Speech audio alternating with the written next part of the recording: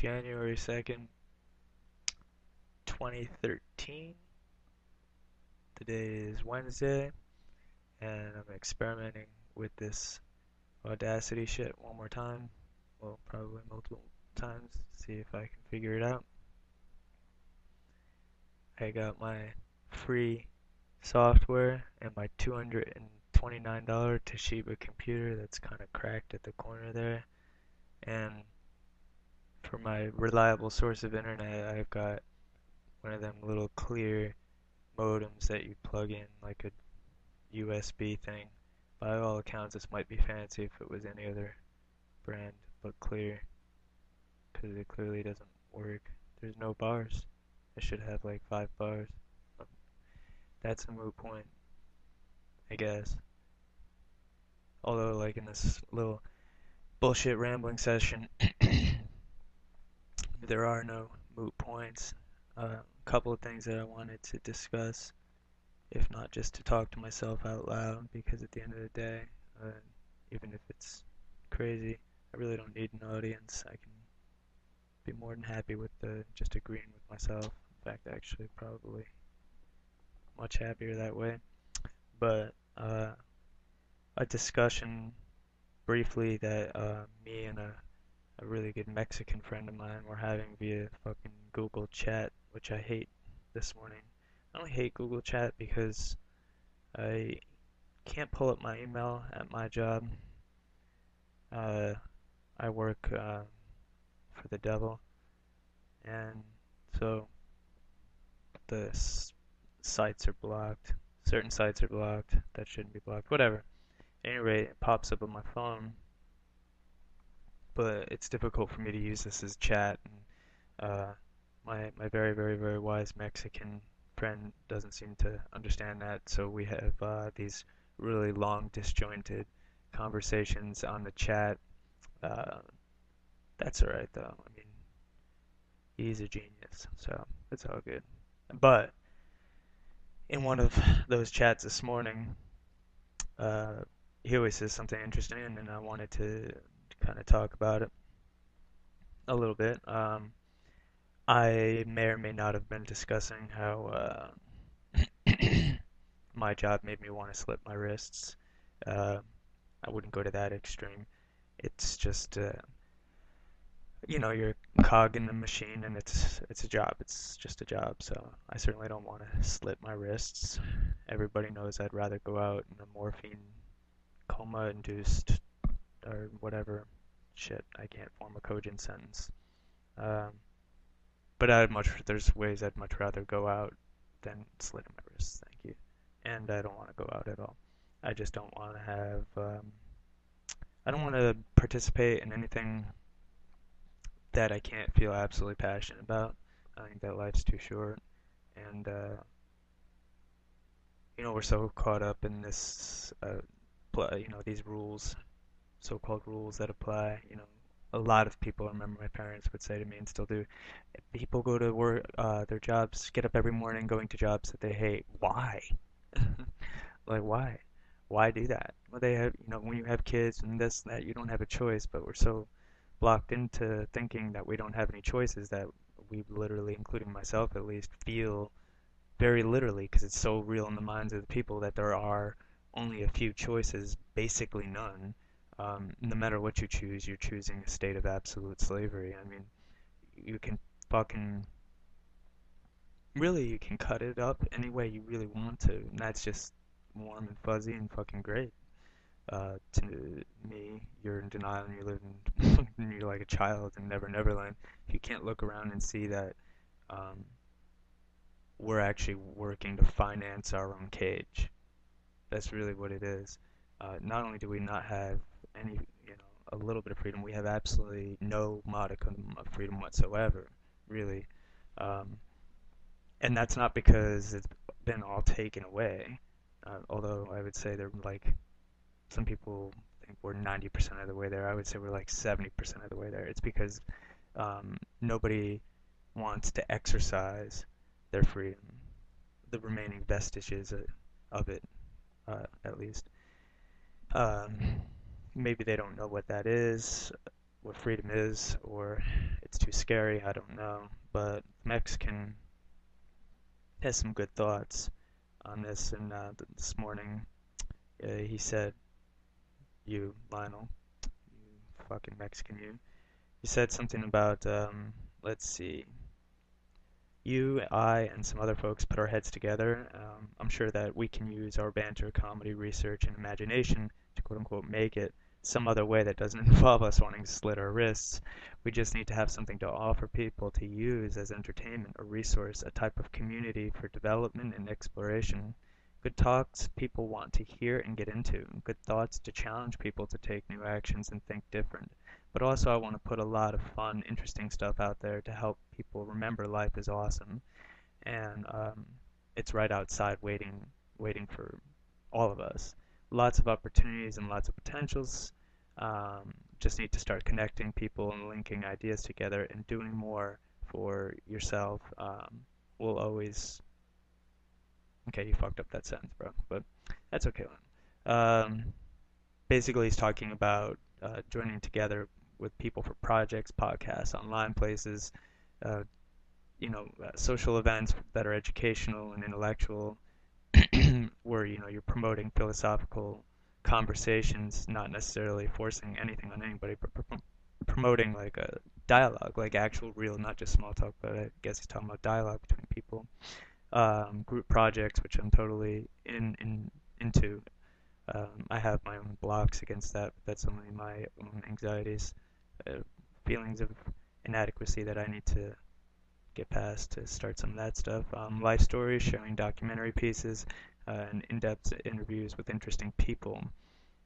That I would be interested to know what you're talking about, he's talking about. And then, I said, I agree, and at that point, I think, you know, somebody fat was walking into my office, so I had to go. But yeah, I absolutely agree with all of that. The way to get that 30 or so percent of what remains of what we're able to do, that there's not a regulation, a statute, or something that regulates that. Um, we have freedom still. In that documentary, the Kamatica, whatever the dude's name is, he says something, he said, freedom cannot be given to you or taken away, which anybody with common sense knows that's the case, whether you believe in God or the universe, nature, whatever. You were born with it. It can't be taken away by any man, anybody. You go into the ground with it. These are your universal birthrights, your rights as a human being. But I think Benjamin Stewart's the dude's name. I think, or I could just be totally pulling that out of the ether. But regardless, just call him Benjamin. Says, all a person can choose to do with their rights or freedoms is choose to exercise them or not. And what's left of our freedoms and our rights is people are choosing without knowing that this is the case. They're choosing to absolutely to not exercise them, so that they've become seemingly ostensibly dead and inert, like just totally non-existent. They don't even see that they're there. It's sad that that's the elephant in the room, or at least one of them. Is our own freedom. Knowing what that really means almost makes people feel, I think, awkward when you get into the connotations of what real freedom actually entails, imaginatively, intellectually, spiritually, who we really are as people, and what our role is in the universe, and how connected we really are. I think freaks a lot of people out, which is, it kind of freaks me out too, but on the other hand, going in the direction that the Mexican there Lionel was talking about is absolutely right. Getting people to feel comfortable with that by just by basically, it might sound cliche, but I don't care. Because there's nothing more true in the world. It's just an overused quote. Be the change you. What is it? Gandhi says, "Be the change you want to see in the world." That's at its basest, level, I guess, that's change. Just being that. And I think what Mexico is saying here, in his message in general, is start in different areas, promoting that just by acting it, acting the part, not bullshitting, but acting the part. You know what I'm saying? Like having these conversations and drawing other people into them in different arenas and areas and interest in just in a relaxed manner, just kind of letting that kind of grow and metastasize.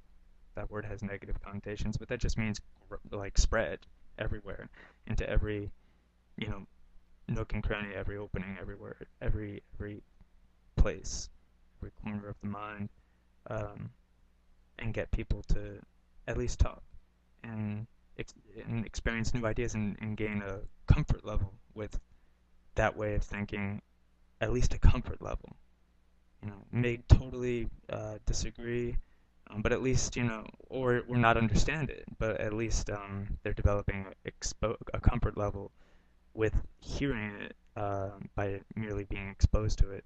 And right now, like, if you look in the mainstream society, which it's so sad because pretty much everybody, and especially our youth, I think it's cruel. It's cruel. Honestly, it's what it is. It's absolutely cruel.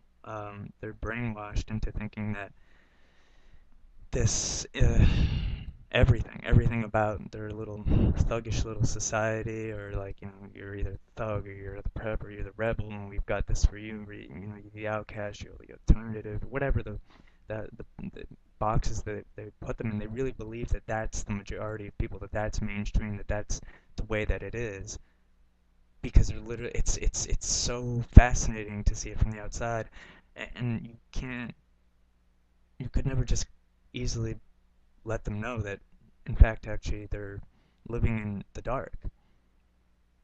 They're living in complete darkness, and because that's scary. That's a scary a scary epiphany. You know, they're living in complete darkness. And people want to say that, I'm a defeatist and I'm this and that because of some of the realities, and I definitely, I guess, have in some ways more stark view, not necessarily of the world, but of the world, that of what I'm willing to live in if things don't change. You know what I'm saying? I maybe I do. I don't look at it that way. I don't, I don't look at it as like, oh, poor me. Like if I decide, 15 years from now or 10 years from now, or at the speed it's going on, that it gets really horrific, and we don't have the freedom to do anything, not even talk. That's not a world I want to live in. And to me, that's choosing life in whatever afterlife exists rather than absolute state of slavery. That's just me, but I don't even think we're anywhere near that. I think that, like when Mexican there said in our chat, life is absolutely awesome, which is another reason that I would refuse to live it any other way but free, and moving in that direction of free. And I think that that's very possible. But should it not go in that direction and go in some other direction, and it was assuredly not going to change, it wouldn't be something that I could participate in, because I can barely participate in this shit now. Um, I mean, you really like look at like every thing that we participate in without being able to really control it. Literally feeds the war machine. It feeds these demons that run things and that are and it's amazing that we actually on a a wide society, like in open society, this is kind of discussed, and people are just like, oh, what a shame, and go back to their business. But we are we wear clothes that are literally, I mean, I'm surprised they're not stitched in blood. They're made with absolute slave labor. The shit we eat off of, our plates, our cutlery, our fucking furniture, our clothing, everything is a product of this unholy conglomeration of systems, because it's not just one, and they form this just ultimate system, and it's moving towards just being like one system, one disgusting, unholy, sterile, efficient, freedom robbing system. And that stands to destroy this beautiful life. But I don't think that it can if we're just careful enough. If we just care a little bit, maybe it's possible to come back. Maybe it's possible. But we have to start now and stop just talking like I'm doing right now. It's easy to sit here and, burn some incense, take a bong, and talk about this stuff. It's not easy for me necessarily because I get worked up just thinking about it sometimes. But, I'm not doing nearly the amount that I should be doing either. Whether it's for my own health, spiritual health, physical health, certainly both actually. I'm trying. I'm also not doing all that I'm capable of to bring other people into the mix yet, at least yet. And that's for a myriad of reasons that don't need a lot of explanation right now. It's not on my topic of shit to talk about or ramble on and on about pointlessly. Some basic things about being human that I think that, well, as I try to get in touch with it, it becomes abundantly clear to me that we've totally forgotten. And some of these ideas and concepts are uncomfortable for me too, but ultimately I realize that they're freeing in the end. I always fall back on, well, I love quotes because they endure the test of time for a reason for the most part. Some are just like, wow, really? People remember this shit? Others are like, wow, no wonder. Thank God for literature, writing, and language, written language. But Carl Jung, let's see, say, and I'm paraphrasing because I don't want to say it's verbatim because I'm going to buck it up probably, but true consciousness will never be achieved. People will do anything, no matter how absurd, to avoid facing their true souls. And that's absolutely true for all of us, even us, progressive ones or enlightened ones, whatever, or those looking to be enlightened with information, not necessarily like enlightened, because God knows that's real hard work, but we're not truly fulfilled and we don't totally love ourselves, and that's kind of the first step in all of this process, is self-love. And looking at yourself and seeing yourself for who you really are, who I really am, who we all really are, and absolutely loving yourself. And I don't give a shit who you are. If you're going to tell me that you've accomplished that, you're absolutely lying. You're absolutely lying. There's I doubt that there's one person at this juncture in time, right now, at 8:08 p.m. on January 2nd, 2013, one person, not even the most skilled, trained Buddhist teacher that has confronted themselves, knows themselves like in totality, has confronted their true soul and accepted everything dark and light about themselves and loves themselves truly. It is just absolutely not possible. That old children's, it's possible. It's not happening right now. It's not possible under the conditions are not auspicious for such growth at this juncture in time. The old children's movie, The Never-Ending Story, which I absolutely love. I don't care that I'm 31. It's an amazing movie. But more interestingly, as I found out in 2005, was that the author was a German man by the name of Michael Ende. I'm pronouncing that completely wrong. Fucking Germans. But the book was actually more kind of like philosophy. It was a philosophical kind of book, and when he found out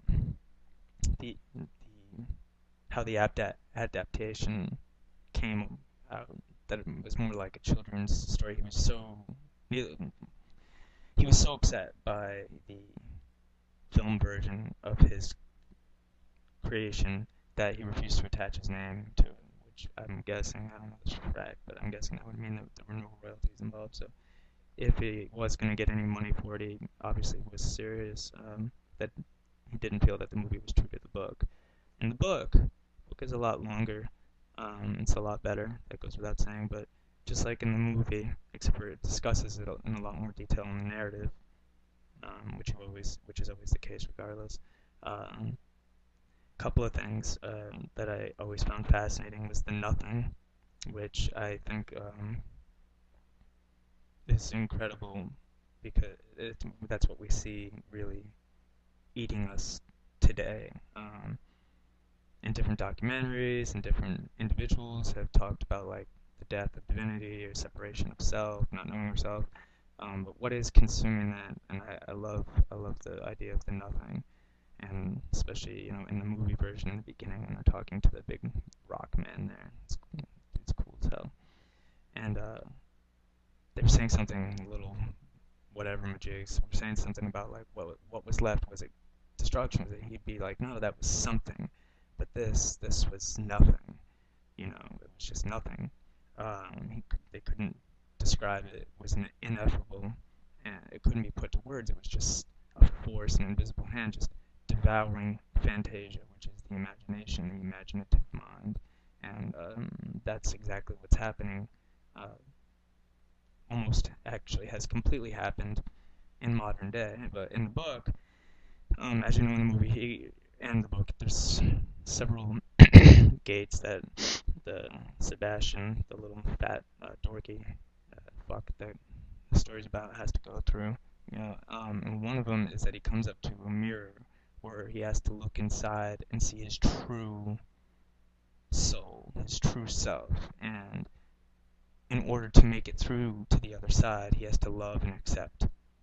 He has to love and accept. Now in the movie, they just show him in a big snowy tundra, and Sebastian looks in the mirror, and what the fuck? He's like, some music, and then he managed to make it to the other side. In the book, it actually describes a lot. I'm not going to go into it, just in the off chance that anybody ever hears this and actually wants to then read the book. But it really describes an uncomfortable and awkward imagery of his true soul. And it is quite descriptive, and it's quite a challenge. But anyway, I thought that was really interesting too, because it's just a real interesting parable to the to life and to how lost we really are. Fantasia, being consumed by the nothing. And lastly, on a simplistic level, I've talked about this book before to a lot of people because I was amazed. Usually these kind of self-help, well, not usually, always, I find these things fucking ridiculous. This is a book written by a Mexican, Don Miguel Ruiz. It's pretty Mexican. Surprised he was able to come up with this. I'm just playing. The Four Agreements, and yeah, he's absolutely amazes me with the simplicity yet the eloquence of and brevity of the book. All of it together, is just accessible and practical and inspirational. As corny as that sounds, it does a real good job. But the Four Agreements are to be: 1, to be impeccable with your word; 2, don't take anything personally; 3, don't make assumptions; and 4, always do your best. And for the first one, in the Four Agreements, to always be impeccable with your word, you would need to read the preface to fully get how neat that is, where he's talking about the dream of the planet and how we've created this false dream through these bullshit rules that we live by and that we're indoctrinated with by our parents or our guardians or whoever brings us up, and it just keeps on cycling because we don't know any better. We're trapped in this world, separated from our true souls. And in that section, it's called the domestication of the planet. Actually, I have this part underlined, so I'll just read it. I don't know what it says. That is why we need a great deal of courage to challenge our own beliefs. because even if we know we didn't choose all of these beliefs, it is also true that we agreed to all of them.